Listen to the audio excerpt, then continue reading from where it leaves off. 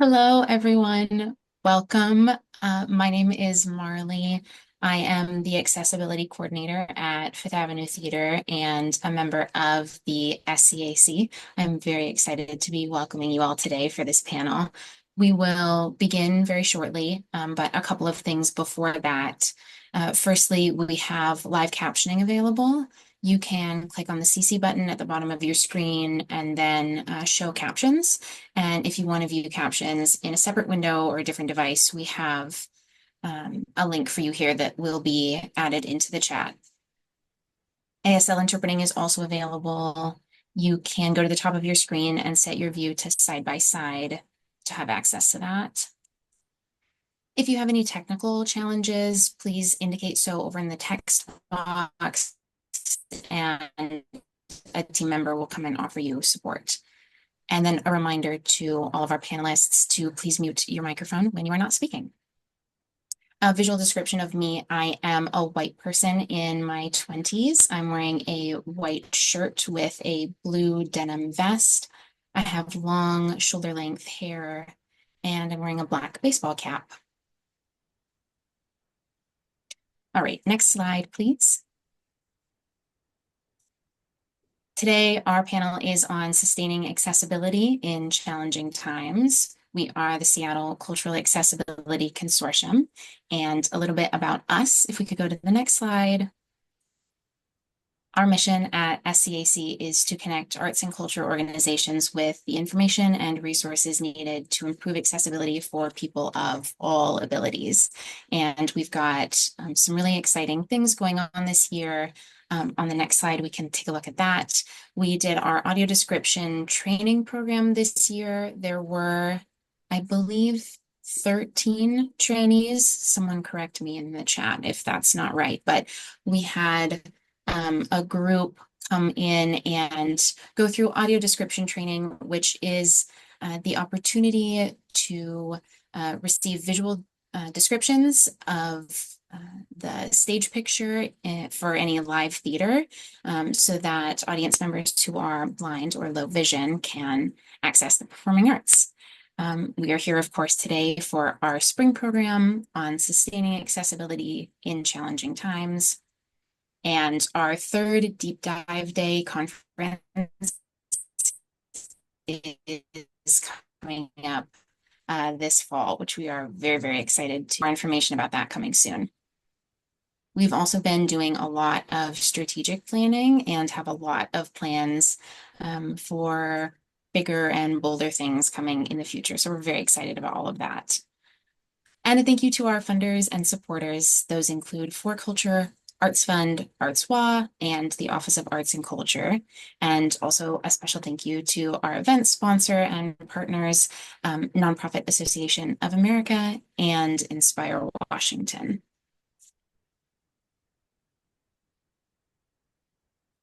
The SCAC would like to acknowledge that we live, work, and play on the unceded and traditional territories of the Coast Salish peoples, and that we occupy this land. This acknowledgement does not take the place of authentic relationships with Indigenous communities, but serves as a first step in honoring the land we are on. If you are interested in some next steps beyond a land acknowledgement, we have several resources here that will again go in the chat. Those include information about the Duwamish tribe, information about paying real rent to the Duwamish, and also a link to learn about the Indigenous land that you are on. Next slide, please. A few agreements for the panel. This is a safe place, and the fact that you are here is a really big deal to us. So we respectfully request that everyone here research and share resources proactively in an effort to broaden our collective knowledge. Refrain from judgment. Speak your truth while knowing the truth of others may be different, and approach with curiosity. Recognize privilege in yourself and others, accept that each person and organization operates at varying levels of accomplishment.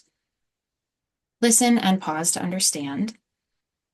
Take responsibility for your contributions and acknowledge that today's conversations may reveal bravery and also spark discomfort. and that gestures of kindness and offers of assistance are strongly encouraged. All right, our agenda for today. We've gone through our welcome and an introduction to SCAC. We will shortly be going through setting up the framework for today. Then there will be a panel discussion followed by a Q&A. And I will remind everyone at the end, but because we have so many joining us today, if you can include your questions in the chat when we come to that time, that'll help us sort through everything. And then we will conclude. So I'm very excited now to introduce you all to Alexander Jones, who is an SCAC committee member and the Senior Strategist of Accessibility and Inclusion at the Woodland Park Zoo. Welcome, Alexander. Hi, all. Thank you so much for the introduction. I'm really excited to talk with you all today, and really appreciative of all you sharing this space with us. And today, I just want to set a little framework, and I just want to first start with my visual description. I'm a white male with brown hair, a brown beard. I'm wearing an aloha shirt and having clear rimmed glasses, and I use he/him pronouns. And today, as Marley mentioned, I'm going to set the And can you framework. just slow down just a wee bit for the Yep, interpreter? happy Good to enough. slow Thank down. you. Thank you. Thank And you. I'm going to set the framework here for accessibility and try to get us into the space and mindset as we navigate into our wonderful panel today. So when we hear the word accessibility, we often picture ramps, braille signs, or closed captions. And while those are important, accessibility is much more than just a checklist or a compliance box. Accessibility is about belonging. It's about dignity, and it's about the simple but powerful idea that every person, regardless of disability, deserves Can a you slow full. down? I'm sorry for the interpreter again. It seems that you're reading. Would you mind just slowing down a wee bit? Yep. Thanks. Regardless of disability, deserves the full participation of the human experience. Go ahead. Go. Keep going. Yeah. Let's begin with the fundamental truth that everyone needs access. Not all of us, just all of us. Whether you're navigating a life with a disability or you simply forgot your glasses one day, accessibility touches every single one of us, either directly or indirectly, at some point in our lives. Disability is the only minority group that you can join at any time. And if we're lucky enough to age, we'll face changes in mobility, hearing, vision, or cognition. Accessibility isn't about them, it's about us. This brings me to the importance of protecting our work. It's not about enough to launch a single accessible program or build a ramp and call it done. Accessibility must be baked into our values, policies, and decision making. It's about continuity, especially in institutions like zoos, museums, or other cultural institutions where staff and leadership can change over time. When we build strong, accessible foundations, we document, train, and include disabled voices in leadership. We ensure that this work survives beyond individual champions. Because inclusion shouldn't depend on the goodwill of one person. It should be embedded in our culture.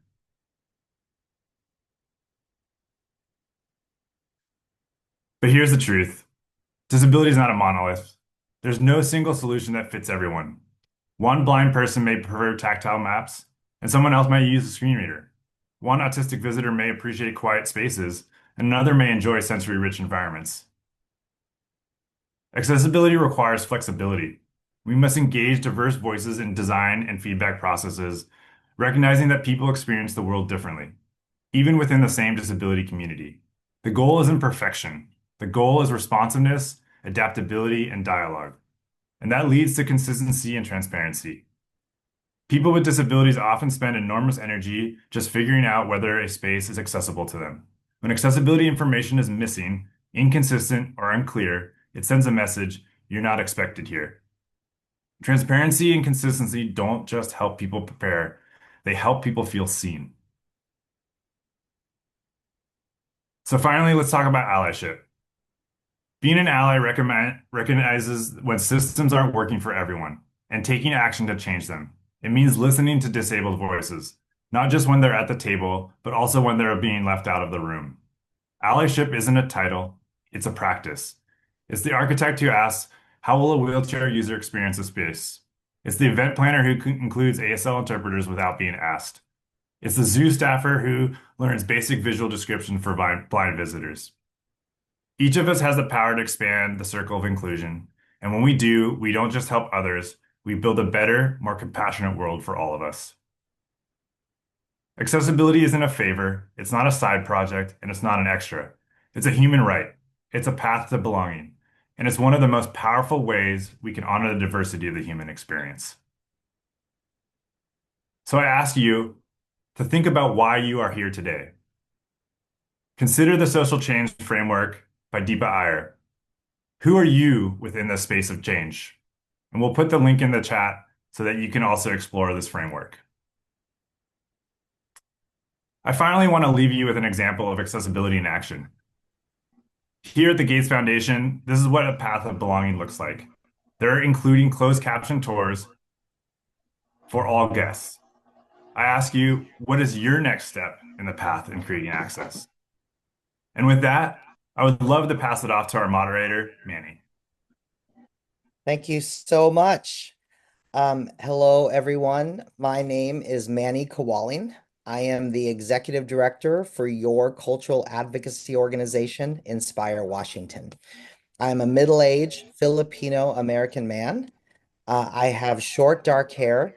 I have dark glasses, and I'm wearing a blue and white pinstriped shirt. And I have some facial hair. I'm really thrilled to be moderating this panel today and to bring these ideas forward. Accessibility is something that is super important to me. It is a value upon which is fundamental in my cultural work. Over my years, I have served as an educator working with many young people with disabilities.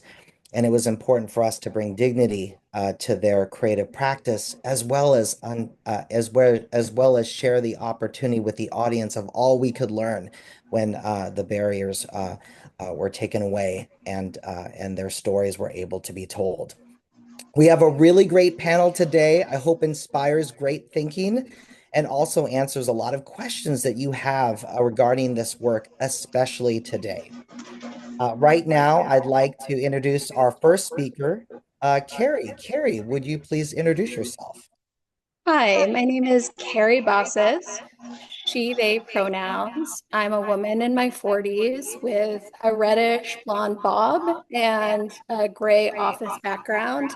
I'm wearing a rainbow plaid dress. I'm the founder and principal of Co-Design Works and Justice Studio. So I split my time between doing consulting for nonprofits and government. I'm a former executive director, and I'm also trained as an attorney. So I provide legal services to nonprofits and foundations. I identify as being a disabled person, raising a disabled child. So these issues are really important to me. Wonderful. Thank you for being here, Carrie. As you can imagine, there's a lot of talk right now. Our cultural partners all across the state of Washington are hearing all the rhetoric that's coming from the federal government as they try to restrict, prevent, stand in the way, reframe DEIA work. So to start the conversation, let's just talk about what should they be thinking about? What happens if they continue to do the work that's so important for them in bringing dignity in all of our cultural programs? This is Carrie. Of course, this is on the minds of everyone right now because if you're here, you care about this work and you feel vulnerable. And the reality is that many of the people doing this work are also from the communities or connected to the community issues. So these kinds of attacks are pretty intentional, and we've seen them range from executive orders, which many of us were joking that we had to go back and look at what that meant from law school because really suggestions in so many ways, but then clear wearing down of organizations through legal attacks. And then we've seen like the follow-up with that on attacks on budgets. So I'd like to reassure people that they should continue to do good work. Does that mean that they are not at risk for being targeted? No, it doesn't. We've seen a range of attacks on the nonprofit sector, for example, and we've seen so many cuts in the proposed federal budget to basic community supports that allow people to be out and about and access arts and cultural spaces.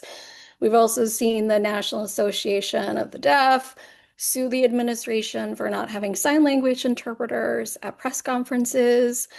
We've seen basic resources for accessibility be taken down from federal government websites. So when people say, well, I can't do this work anymore, I'm a bit skeptical because I think those folks might be the ones who are looking for an excuse not to do the work. And I would remind them from a lawyer perspective, though I'm no one's lawyer today because no one has retained me. Um, we are in Washington State, which is the thing I remind myself when I'm feeling really down about this and under attack. We have encoded basic civil rights, including accessibility, into our state laws. We also have things like city commissions, civil rights task forces that work on these issues too. So while I know that we might have visitors from outside of the state, we have these protections here. Of course, it's helpful to have them at a federal level, but I don't see accessibility going away anytime soon. And we know that we've also been in a state that's deeply committed to DEIA. Wonderful. You started talking about protections. Is there anything else to share? Any other, like in all the conversations you've been having, anything else you'd like to highlight as far as um, where the potential threats are, where our cultural partners need to pay extra special attention, and other things that make them, that will protect them, or resources that they need to know about in case they have further questions?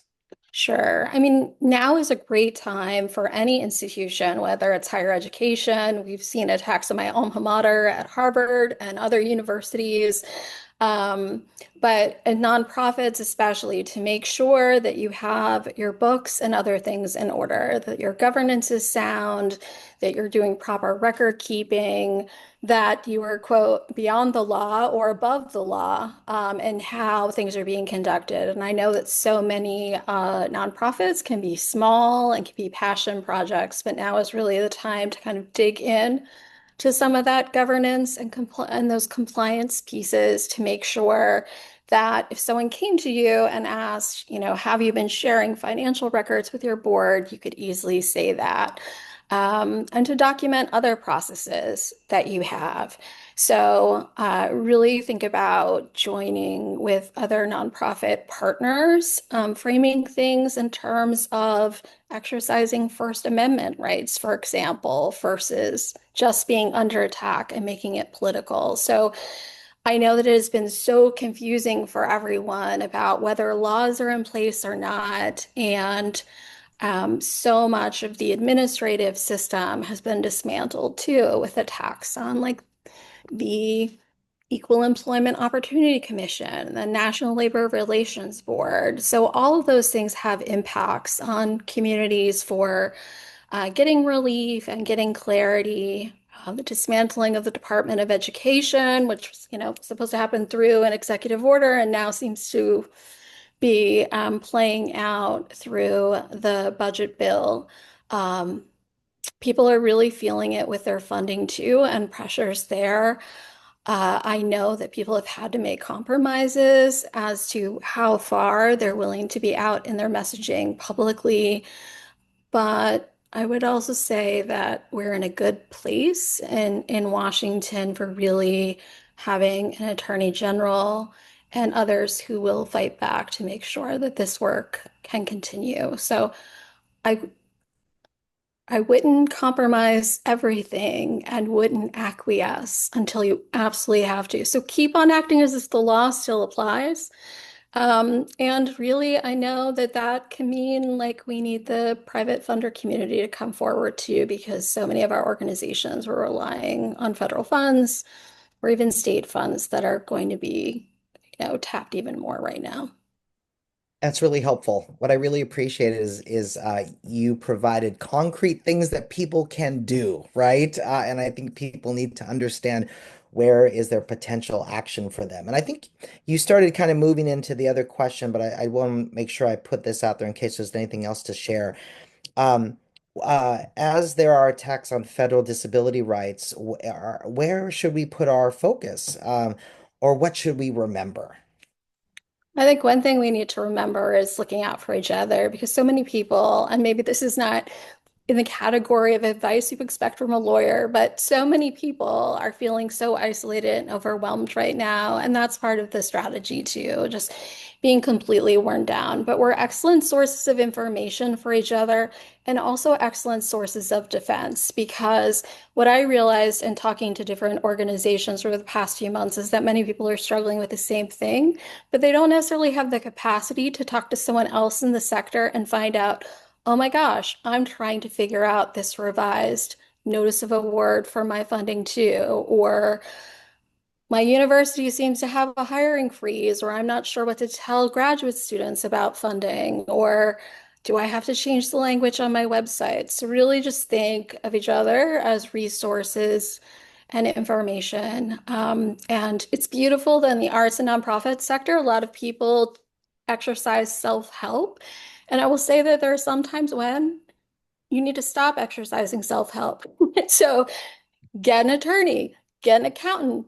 There are lovely people out there, but just so that you have some reassurance. And I know that there are many people out there who do want to help guide people through because they care about what happens to our community. So don't be afraid and try to solve everything yourself or go to ChatGPT for legal advice. That's really good advice. Hey, if you don't mind, I do want to ask you one little unscripted question because some of these ideas that you shared really kind of got my mind moving. We see a lot of news today. Like I hear this all across the state. People get stuck on the headline, right? And then when we enter the world of law, it goes in its own kind of direction, right? So, but people are stuck on the headline. So for media literacy, right? How do you have any tips on how to navigate kind of the headline of a story or the sound bites to really understand what's at play and what they need to pay attention? Any helpful hints there? Well, I don't know. I think one thing is limiting your news consumption. I really tried to do that. So I'm like, I'm not in charge of news consumption in my household, so delegate that. And so I get like someone else to interpret and filter it, and then I dig in. So if you have an arrangement like that, you could do it. Mm. Um, so many of the headlines were confusing because it would say, oh, the Department of Education has been eliminated or DEI is over. I'm like, wait, hold on. That's an executive order. So Mhm. I made a little graphic on Canva that was like a paper airplane. I just need to remind myself, like, ground, that is the meaning of that. Now, there are other ways to approach it, and we know that that is the alarm signal. So I always just try to go beneath the headline at the Mm. top, like, what exactly happened? And Yeah. then say, okay, is that just a proposal right now? Is that part of a budget? Um, I also go to advocacy organizations in the field. One thing I was really appreciating was more organizations are realizing that advocacy is not accessible to everyone. So the Autistic Self-Advocacy Network, for example, offered to make phone calls, proxy phone calls for folks to um, their Congress people. And that was really great. But just kind of finding some trusted sources of news, stopping. And others folks have said news outside of the US is really helpful right now, like the BBC is a better perspective when I was looking at the beautiful budget bill than kind of getting sucked into some other pieces. But limit yourself. Oh, yeah. Maybe share cat videos or something for Okay, you and I are going to become YouTube buddies. That is really helpful. At Inspire Washington, we've learned to start tracking lawsuits because you get stuck in the objective of a lawsuit, but you have to see what the outcome is and know that it's not something that's figured out the day after, a week after. It could be months after. So you really understand where things land. Well, this has been really helpful, Carrie. We're going to have great questions from the audience shortly. Well, next up, I want to introduce James Miles. James, could you please introduce yourself?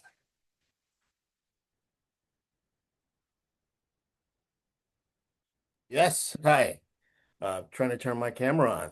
I don't know what's happening here. Oh, here I am. Hi, James Miles, he, him. Great being here. I'm a middle-aged black man with a beard and a fro wearing clear lens and clear framed glasses. Happy to be here. Fantastic, James. Thank you. So James, you have so much to share. What strategies can organizations or individuals make to insulate accessibility efforts and and also share some easy first steps to engage with accessibility? Yes, I think the easy first steps is talking to people, acknowledging you may not have all the answers.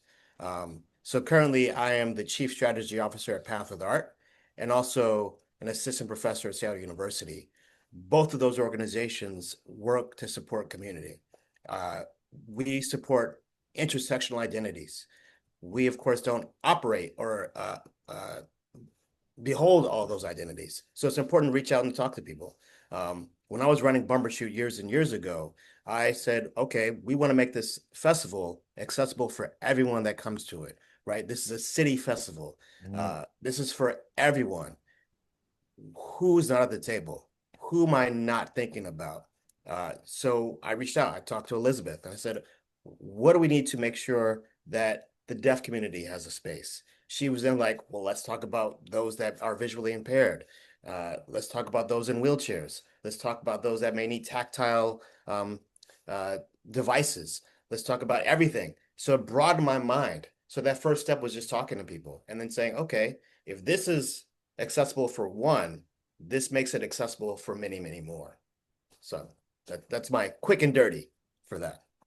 Wonderful. I really loved how your answer really spoke towards first steps in envisioning, right? Yes. But since with your great experience at Bumbershoot and with Path with Art, you also operationalize it, right? Like, Yes. any thoughts about like first steps in getting to so you have this vision, right? And Mhm. next you want to start, creating that program or putting it into action. Any ideas for first steps there? Yeah. Your budget tells you your values. Mm, If you want to operationalize it, you put it into your budget. You don't just talk about it. And it's the mhm, same for diversity, equity, inclusion, and accessibility. mhm. You can't talk about like, oh, we would love more people to be here from the, LGBTQI plus community or from, the Filipino community or from the Black community. Well, then put it into your budget, right? If you're going to operationalize something, you have to activate it. So if there's a cost associated with ASL interpretation, a cost associated with uh, seating, a cost associated with hearing devices, add it to your budget. Then there's no question if you're going to do it. You have money dedicated to it. You have a line item dedicated to it. You prioritize it in everything you do. If you're a nonprofit, you raise money for it. If you're a for-profit, you dedicate funds directly to it. So, I hate to speak in like such a capitalist tone, but put your money where your mouth is. Yep. Any other things that what are any other first things that come to mind with operationalizing? I absolutely agree. It Yes, begins with your yes. budget, right? It's Yeah. the resources. Anything else come to mind there? Yeah, I mean, one person can't do it all. It Yeah. takes a community. So having those conversations with the team, whether you are a coordinator, director, manager, chief executive, doesn't matter. You have a space at that table and you say, here's what I need. Here's what my colleagues need. Here's what someone I don't even know may need. Uh, how do we make sure this happens so that we all rise together? So getting everyone involved in that process. It just can't be one person leading the team. It's got to be full tilt, everyone about it. So let's talk about that teamwork and that Yes. collaboration. So, do you have any examples of times when you had this really powerful vision, but maybe somebody in your team had hesitation or apprehension or anxiety or objections? Like, any examples of when you encountered that and how you were able to overcome it, or any tips to overcome that? Yeah. I mean, well, every time people have had objections to it, it's been about funding. Mm, Every single time. I don't know okay. if we can afford it. Maybe next year. And I think the way to do that is say, if we don't do it now, it's not going to be done. Mm, So what I did was like, no, no, I will sacrifice part of my other budget to cover this. If this is such an issue for you that you're like, we can't afford it. I'm sorry, James. This won't happen. I'm sorry, team. This like, then what can we let go? Like, if we want to make this experience better for everyone, we got to make it better for everybody. I once heard Jamie Foxx talk about um, having a party, like an Oscars party. And he says, Yeah. oh, people spend hundreds of thousands of dollars on a party. He's like, I can have a party with a bucket of fried chicken and it'd be just as great. So I know kind of your party. priorities. Yeah. Well, The depending where the experience. chicken comes from, but yes, Yes, absolutely. yeah, exactly. Yeah. If it's the experience that matters. The experience. If you create an experience, it doesn't matter if you're having Ezell's or KFC or, a Michelin star rated chicken. You're still going to have a great experience because the community is there and having fun together. And that's what matters. Not the glassware, not the type of chicken you have. It's the people involved. Good advice. The last thing I wanted to ask you is, I know with myself and with you and with Yes. everyone in this room, we are ambitious, passionate people. We are driven by by an uplifting objective.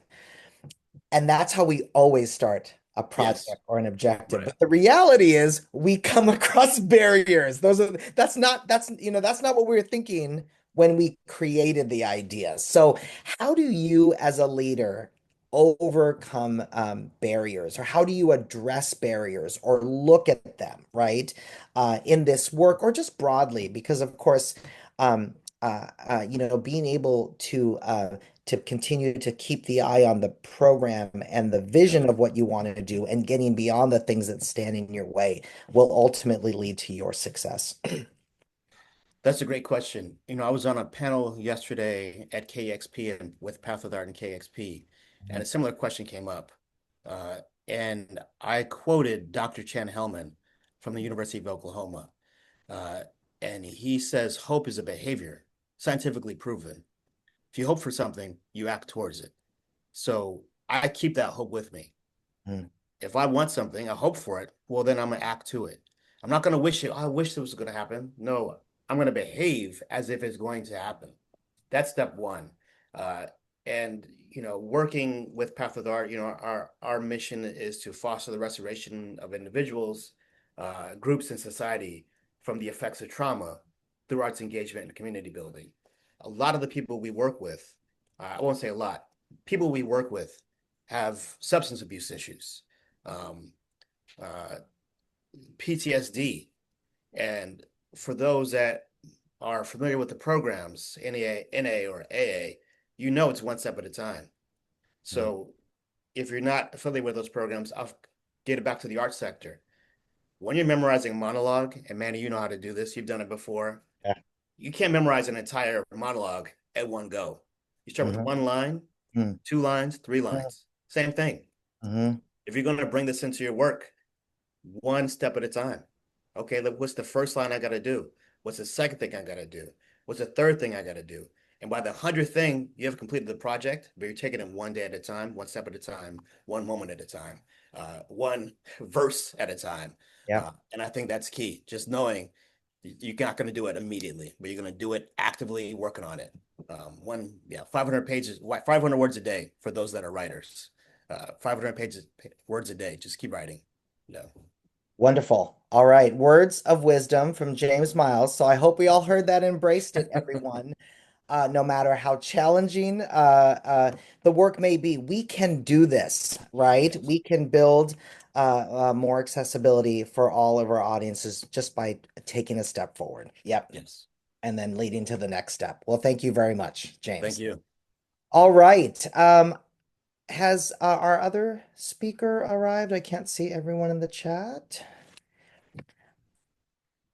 All right. Well, I'm going to move to our next speaker. Really thrilled for us to have King County Council Member Claudia Balducci here on our panel. Claudia, would you like to introduce yourself, please? Yeah, thank you, Manny. Hi, everyone. My name is Claudia Balducci.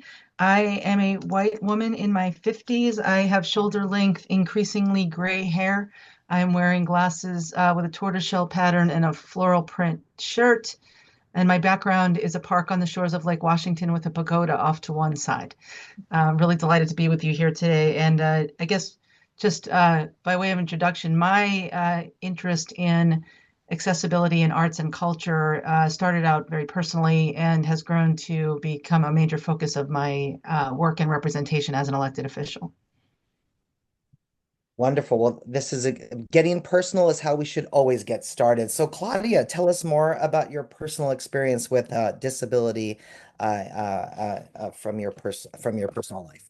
Yeah, really happy to.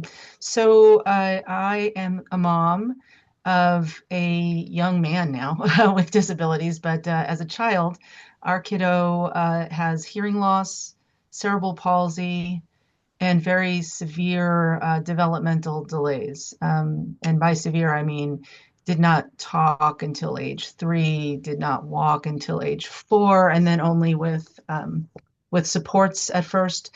And so our kid to have access to the kinds of developmental arts, culture experiences that every parent wants their child to have and that every child should have needed a lot of help and needed accommodations and support. So that was an eye opener for us as parents, my husband and I, and we got to see who did it well and who didn't as much.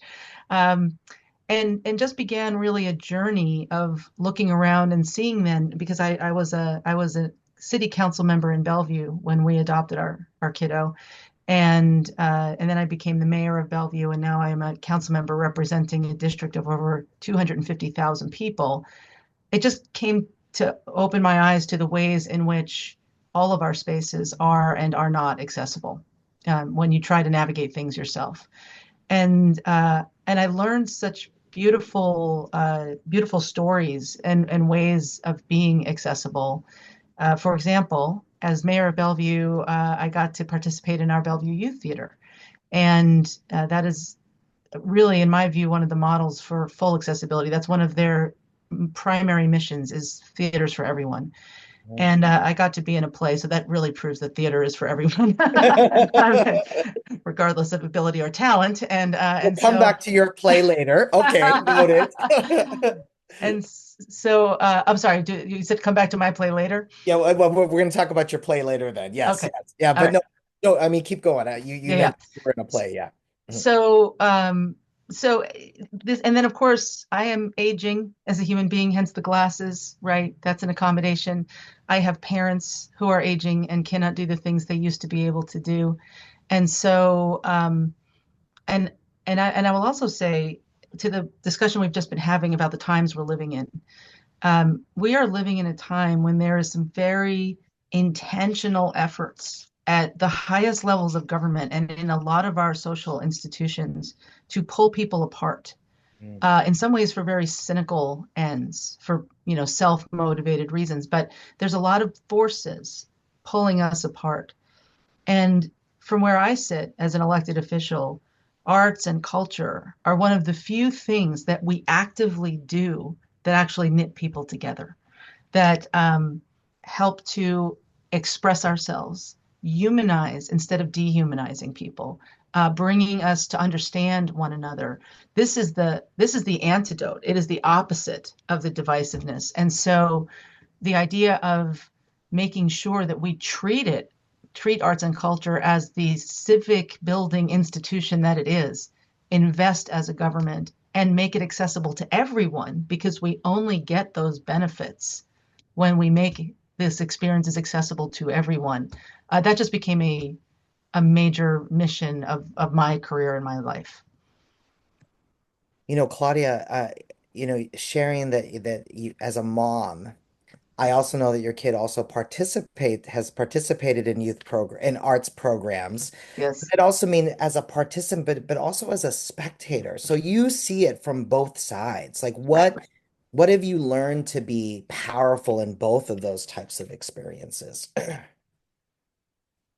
Yeah, so it's a conversation, right? The people on the stage, so we do theater, the people on the stage, the people behind the scenes running the equipment, and the people in the audience are in conversation with each other throughout a play.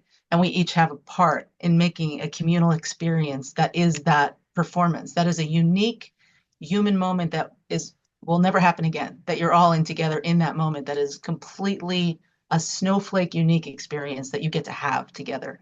Um, I want to talk about the play now, Manny. So I don't know if I'm jumping ahead on the Go question. ahead, Sorry, I gotta please. do it. Yeah. But when I was the deputy mayor of Bellevue, I was invited as a bit of stunt casting to play a part in a fundraiser production of Cats.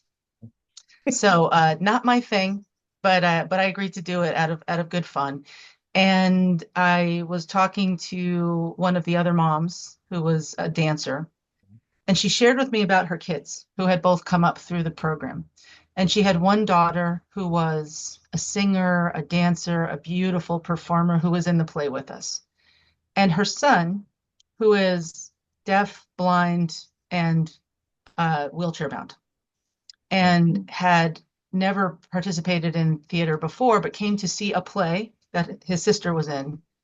And so, and I just really need to call out Bellevue Youth Theater, they are so committed that theater is for everyone. They really put a lot of thought into how do we help this young man engage with his need for accessibility. So they brought him in to the theater early, enabled him and his translator to explore the whole space, feel it, understand it, sit up front, put hands on the stage so he could feel the performance and the vibrations that were happening. And he loved the theater so much that he wanted to be in a play. So they figured out how to put this young man in a role, and he had a very significant role in a production of The Night Before Christmas, or no, it was one of those Christmas shows. Anyway, he had a significant role, and he had lines that he delivered through his interpreter, and was just like any other actor in the play. And the mom's comment on this that stuck with me forever was, "This was the first activity my kids were ever able to do together." And so that's the power of art and culture. The power is to make the differences disappear or at least recede. And so we can be together and be doing something together, be on a team together. So, and then of course, everyone sitting in the audience gets to see, Yep. Here's a person you might see out in the community and make assumptions about what they can and cannot do. And now I am seeing this person act and perform and really perform, right? And it brings us together and helps us to see people differently and have a broader conception of the value of people and what they can do. That is beautiful. I misunderstood where that story is going. I'm so sorry. But that's perfect. I have one last question, and then we're going to move on to our next panelist.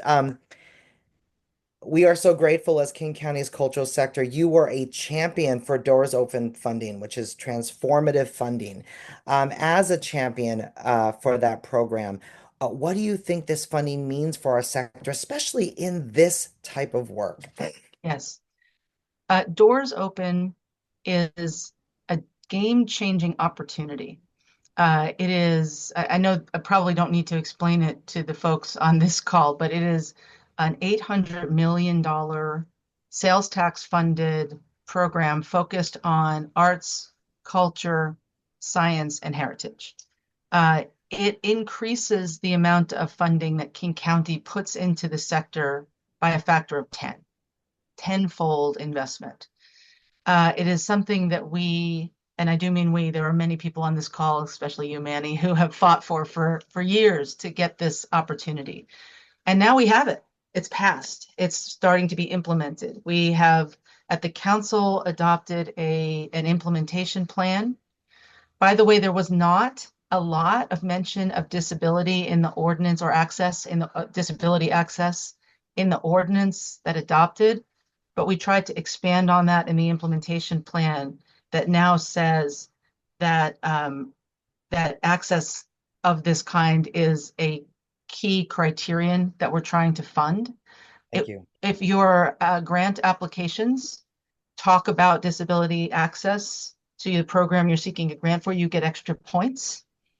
So it should lift up and help to fund the kinds of activities that will make not just your theater programs, since I'm talking theater, I just will continue to use that example, more able to fund productions, more able to fund enhanced accessibility. That should be what happens. And I'm saying should be because we need to continue to keep an eye on what's happening. We need to engage. And by the way, I get to be on the board of advisors at For Culture, which is implementing the Doors Open program. And I want to be a person who is making sure we're living up to that commitment. I heard somebody say earlier, one of the speakers, that disability has to be a discussion that we're having not just when there's a person in the room who needs accommodation, but when we are, all of us need to bring it up so that it is front and center. That is my commitment. But I think we all need to continue to work through our organizational supports like Inspire Washington to make sure the folks at For Culture know we support what they're doing. And we want to see the results. Each year, I want to see a report that shows how have we increased accessibility? How can we do more next year and the year after? The good news is this is a dedicated funding source that has been adopted here at King County. It is not at risk from any of the funding shenanigans happening with the federal government. You're not going to be asked to sign any very exclusionary pledges in order to get the money. It fits our values, and it is, as long as sales tax keeps coming in the door and the economy doesn't crash, it will be a reliable source of funding. So it's an incredible opportunity that we need to just keep working at to get the most out of.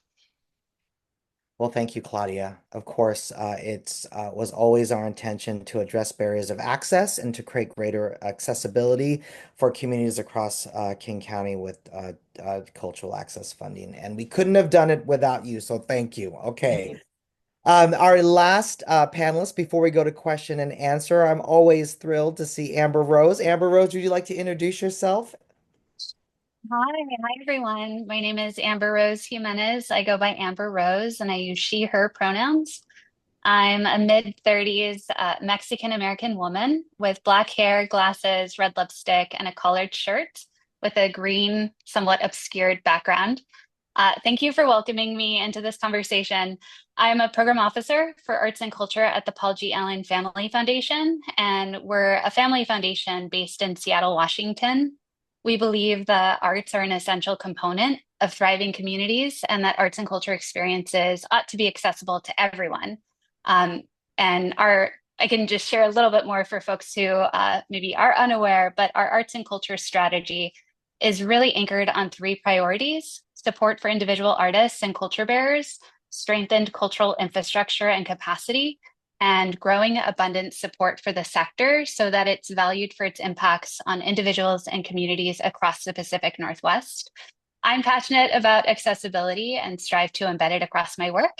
And one example of this is something that I hope everybody on the call knows, but the Community Accelerator Grant is a partnership between the Foundation and Arts Fund.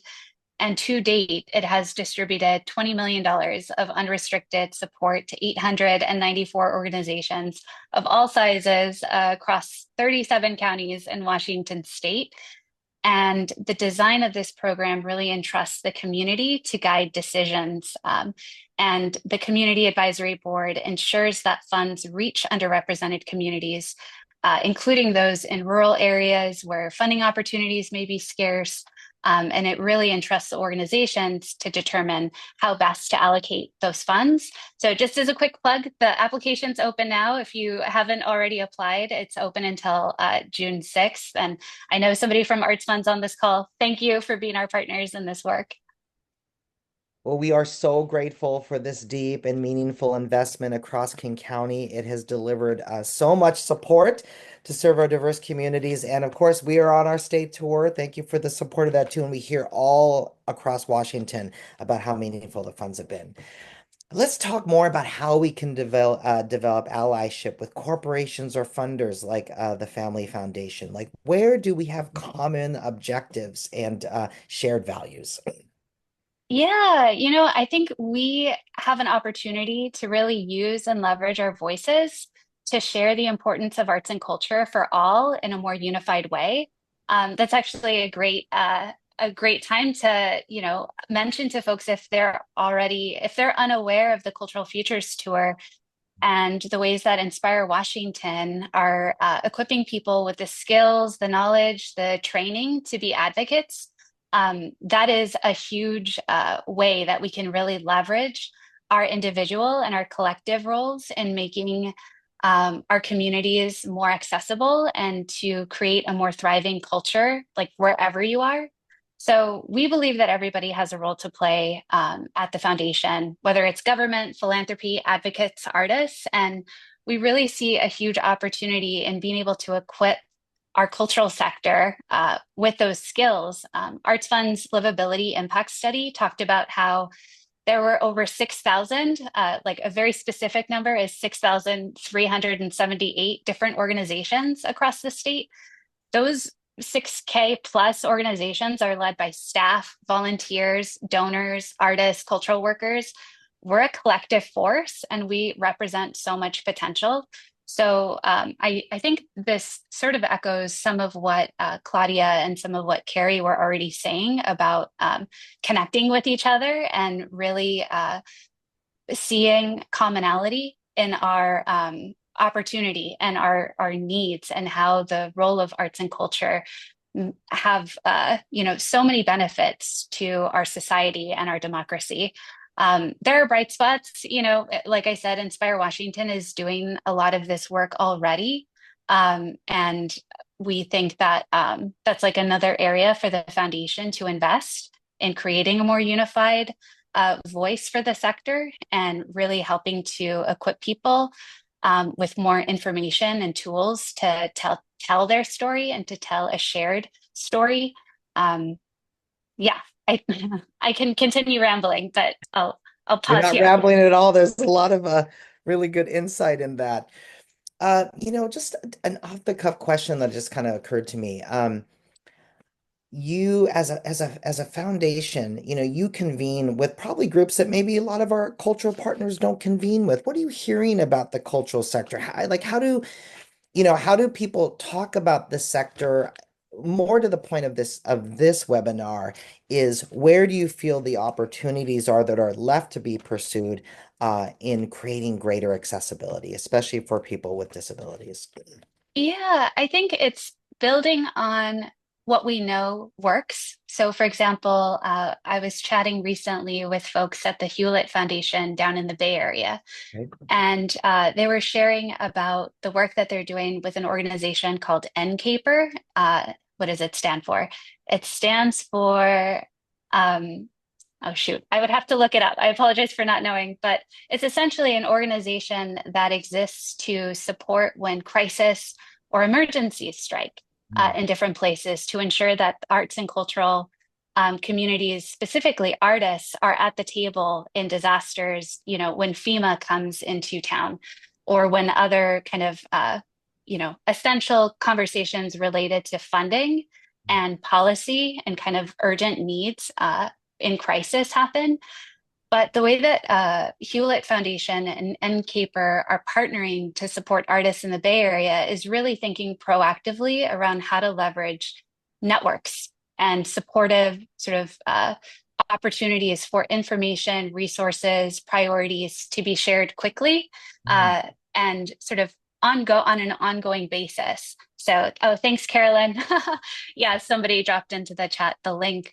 And I'm really intrigued by this idea because I think it's an idea of investing in sort of preventative and responsive network building so that in any case, communities can share information with each other. And, when I think of the disability community or accessibility more broadly, there's so much kind of solidarity and mutual aid work, and kind of that way of moving and organizing is kind of inherent to what it is to be in community and to advocate and to enlist other supports to move forward. And I just think that there's potential there for philanthropy to invest in more of these network building opportunities, these coalition building opportunities, and to ensure that artists, creatives, cultural workers, and especially those with disabilities who are often, furthest from the potential to inform policy, or maybe who are underestimated or not as close to those opportunities. I think that's one bright spot that I've heard of recently, and I'm kind of curious, what that could look like on a local level. Thank you for bringing bright spots into this conversation. Absolutely. Okay, I have one last question, and then we're going to be doing question and answer. So everyone start sharing or thinking about your questions. In this moment in time, what is needed most from the arts and cultural sector in order to protect its viability? Mm. Oh boy, that's a tough one because it's like everything. We need everything. We Everything, need yes. every voice, True. every whim, every idea, every I just think of whimsy and joy and how essential it is to breaking the ice or to, providing levity and to calming our nervous systems. And, there's so much research about the power of arts in healing and community well-being. And that was another conversation that I was having with folks at Stanford, who Deborah, who's going to be coming to Seattle in September to speak. She's done a lot of work leading conversations around how art can be leveraged for community healing and individual well-being in so many different cases. And I know folks at Path with Art and James, who's on this call, are doing some of that work, trying to bring it into Seattle. And I think, that is so special and that's not to be forgotten. And, I think that's something also Claudia was sharing, like it's the antidote to this divisiveness. And, it reminds us that we're not alone. And I think it's somewhat silly to say, but like we need art more than ever now. We need these opportunities to gather and to connect more than ever. Wholeheartedly agree. Thank you. All right, so now this is your chance, all of our guests here, to ask your questions. I know there's been a lot of activity in the chat. I'm sorry I haven't been able to pay attention to that, but we have some great moderators of the chat discussion. Any questions? Yes, hi everyone. I'll share one question to get us started from Carolyn. I believe this is for James. Who are the groups that you were talking to in Seattle to improve accessibility at Bumbershoot? We spoke to every group we could. So this was spearheaded by Elizabeth. She really was our fulcrum. And, I can't give enough praise to her, but we worked with people from UW, people from California, and from all over the country to improve accessibility at Bumbershoot. And I will say, when I went back in year 2, I saw such a huge contingent of people from the disability community that I was overwhelmed with joy just watching music and viewing art with people in wheelchairs and walkers with headphones on. That was lovely. I did not see as much ASL interpretation or closed captioning as I wanted, but I'm glad the community at least came out. Thank you for that. We have a question from Sherry. True access and inclusion requires more than technology or equipment. How can we cultivate true universal accessibility in the arts? And I think this is pretty much for anybody, whoever wants to answer that question. So how can we cultivate true universal accessibility in the arts? Hey, it's Carrie. I would say that like cultivating true accessibility or inclusion or belonging anywhere requires a complete shift in leadership. Disabled people aren't heartwarming anecdotes or add-ons or a charitable example of how community came together. Um, we have incredible wisdom and brilliance, and we should be running everything, just like other groups that have been marginalized. So run for office, run the theater. And the reality is there's a lot of disability art that's happening that's completely underfunded and underground in some ways, or the spaces aren't very accessible or welcoming, or there really isn't the audience there for it. So it's happening outside of people's awareness. But I think, you change who makes the decisions and not just in a consulting capacity. And so that's what you look for in leadership. I felt that in running a state agency years ago, and I feel that across sectors. So there's a two-part solution because people with disabilities are largely underemployed too. There we go. Fun stuff. put people in charge of it. And the more perspectives people can bring, then how they do those things will shift too. I'd like to add that this is a large part of why we worked so hard to get more resources, because you need a shift in leadership, a shift in attitude, and an openness. But we have kind of the government feels this way as well. We have kind of a scarcity mentality. You only do the minimum because you can't afford to do much more. And so talking about looping that Sherry brought up earlier, looping our chambers so they're more hearing accessible to the public. That was an expensive project. We have money. But if you try to do that in all of the facilities, it's our job, I think, as government to be able to support what's needed. And then I think the second thing is the scarcity mindset also applies to, and I again speak for my organization. We put on a show of sorts, a council meeting every week that people are meant to be able to participate in, and we tend to do the bare minimum. We do what ADA says, because if we don't do what the ADA says, we could get sued. And so we do what the lawyers say we have to do. And I think true accessibility has to be about thinking through, engaging with the public and people of all abilities, and being fully, radically, 100% accessible to everyone, regardless of their needs. And that means being flexible, listening, adjusting all the time, because people are unique and have unique needs. So, but I feel like our job is to help provide the resources. And I saw a chat that asked, are there grants specifically for this? I don't know that we have a grant bucket specifically for accessibility, but I want to encourage people to engage with For Culture and ask what buckets can help pay for these projects, because there are buckets that can help pay for these projects. One thing I will point out, I mean, the unrestricted nature of sustained support, which just provides overall, which of course grew 10, as you were saying, Claudia, as much as tenfold, does provide resources. So there's nothing that restricts that funding from being used for that. Can I just say yes?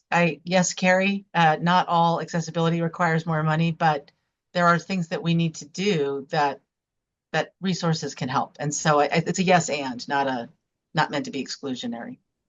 Yeah, I get that. I will say though, people always use money and resources as an excuse, and therefore we never really get to those communities. And when I think about things like, for example, for a long time we've said we can't deinstitutionalize people in Washington because there isn't the money or the community supports for that. But then when the budget was running low in the state, we were talking about closing institutions. So I think the arguments about money can cut multiple ways. And as a lawyer, Elizabeth asked me to provide an example, but most accommodations in the workplace aren't actually, for example, so if we want to hire more people in the arts, they don't cost anything. And if we were to design buildings to code, you wouldn't be spending a lot of money later doing something. I know things like ASL interpreters can add costs. For example,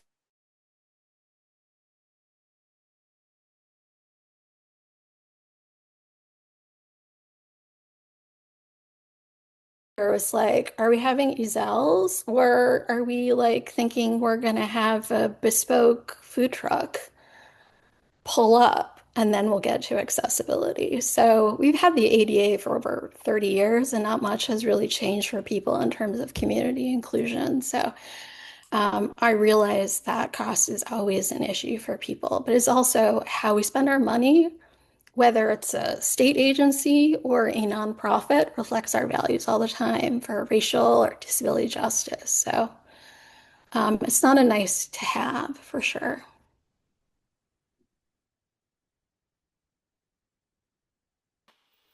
Thank you for that. I'll just mention there's a lot of wonderful resources being shared in the chat, grant opportunities and other resources. So I encourage you all, there's a lot going on, but to take a look at some of the grant opportunities, including For Culture. I see here and cultural facilities grant through the city of Seattle, I believe, as well. So if there's any other resources, maybe that anybody on this call knows about, please be sure to share so we can all keep an eye on those resources and make sure we can get some funding for all the great work that is happening.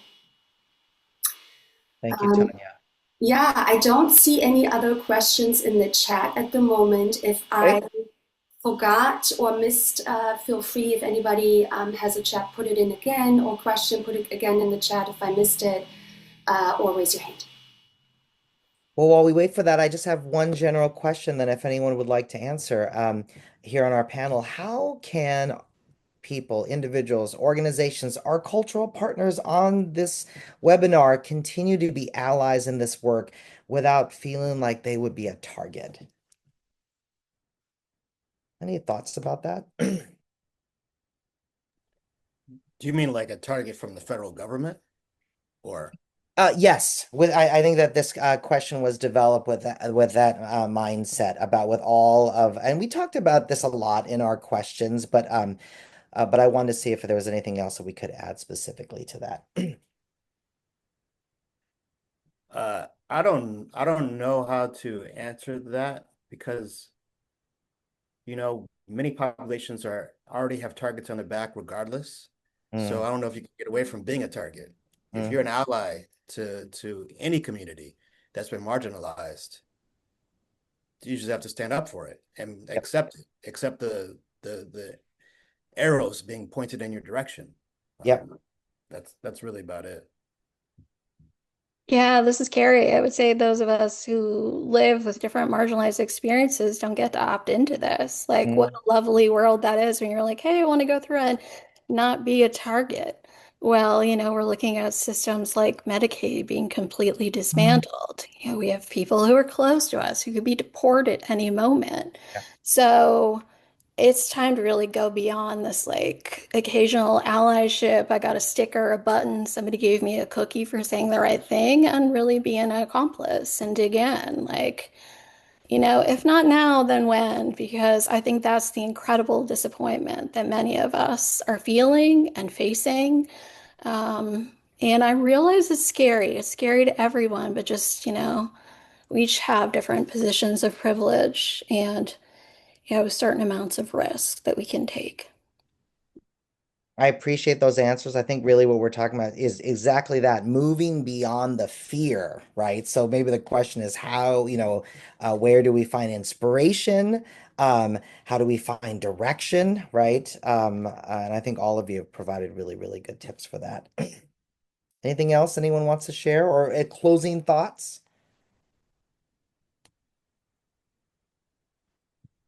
Any other questions in the chat, Tanya, before I turn it back over to SCAC?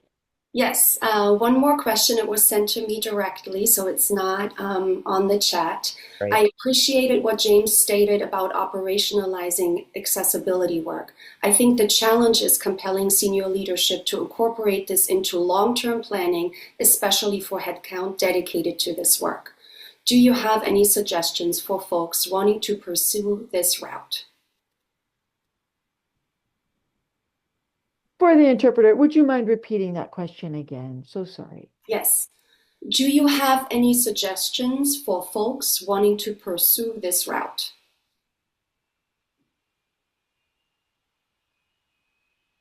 I would say start with you as the individual and just keep working. This is an old saying, but I remember Jay-Z saying it, closed mouths don't get fed. So if you want something, you got to say something. If you need something, make it happen. And senior leadership will eventually have to just have to listen and have to do.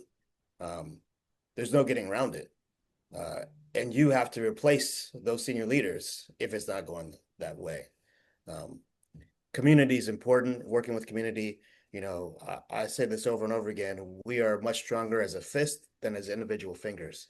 So let's be the fist, not to punch, but to uplift. I'm not a violent person.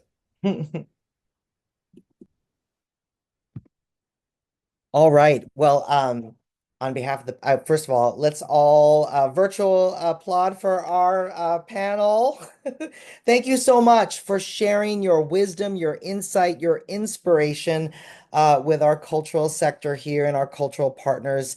I think we all learned so much from all that you had to share today. And of course, to all of our attendees, I hope that that you can take this and continue the conversation, of course, within your organization, with your board, with your team, with your supporters, so that we can have continue to build out a broader understanding of the importance of accessibility and what we can all do together, especially in these times today. And I turn it back over to our host.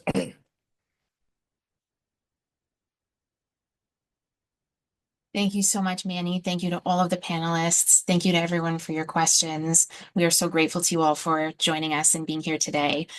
If you have the means, we would be so grateful for your support. We are a small but scrappy organization here at the SCAC, and every little bit helps. If this panel was useful to you today, if you wish to attend panels in the future, your support helps make these events possible.